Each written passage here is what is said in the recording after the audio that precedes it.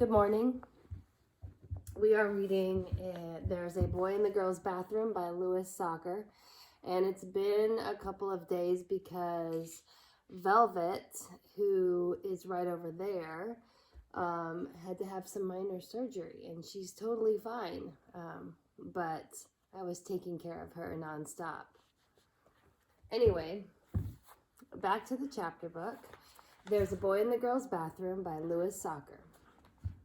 We're on chapter 16. Bradley walked slowly, holding his hand over his eye so nobody would see it. His mother would have let him stay home from school, but his father said he had to go. He's scared, his mother had said. Some bullies have been terrorizing him. Babying him will not solve the problem, said his father. He has to learn to stand up for himself and fight back. The only reason the bullies pick on him is because they know he's afraid. Bradley was afraid, but not of bullies. He wasn't scared of Melinda either. It was little Lori Weston who scared him. He could picture her standing in the middle of the playground with her big mouth, shouting for the whole school to hear. Melinda Birch beat up Bradley Chalkers and made him cry. Cautiously, he walked across the schoolyard, hand over eye, and entered Mrs. Ebble's class.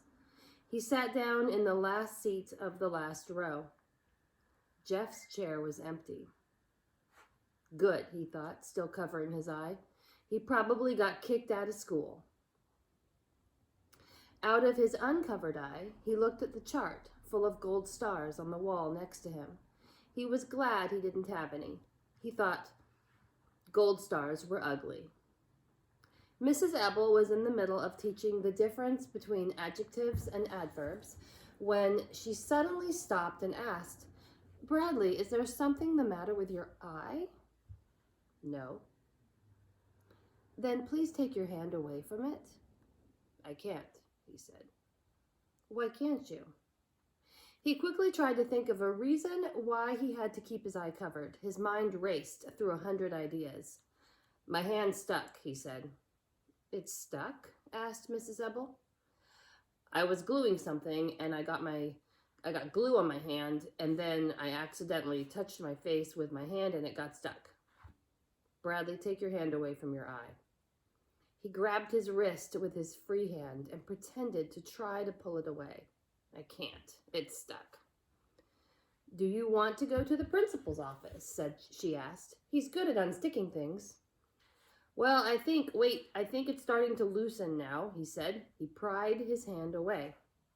There was a bluish black circle around his eye. For a few seconds, nobody said anything, and then everybody started talking at once. What happened? Asked Mrs. Ebble, but then quickly said, never mind, I don't want to know. She told the class to turn around and started again on adverbs and adjectives. Jeff walked in, late. He said something to Mrs. Ebble and then sat down next to Bradley. Bradley looked the other way at the chart full of gold stars. Of all the stars, Jeff's were the ugliest. For once he wished he sat in the front of the room. Then only Mrs. Ebble would have been able to see his face. Where he was, everyone could turn around and stare at him. All morning, Mrs. Ebble had to keep telling kids to turn around and face front. When the bell rang for recess, he put his hand over his eye and hurried outside. He went to the far end of the playground where nobody would bother him. But the word quickly spread that Bradley Chalkers had a black eye, and kids kept wandering past, trying to get a peek. Melinda fights dirty, said Jeff, coming up behind him. She hit you when you weren't looking, and you couldn't hit her back because it's impolite to hit a girl. Right, said Bradley, turning around. I would have punched her face in, except it's impolite.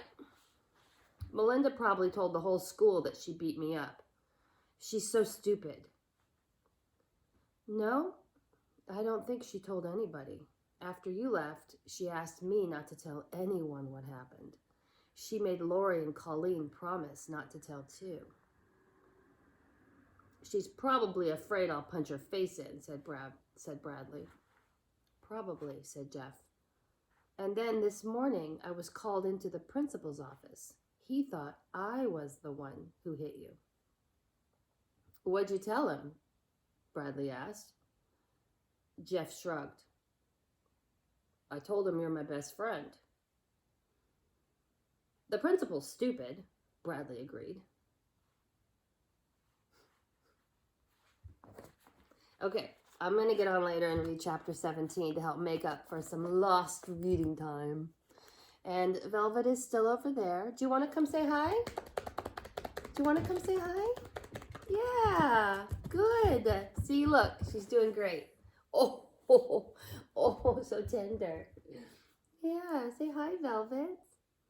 Velvet's the best. Oh, do you have a dog? I would love to know about your dogs.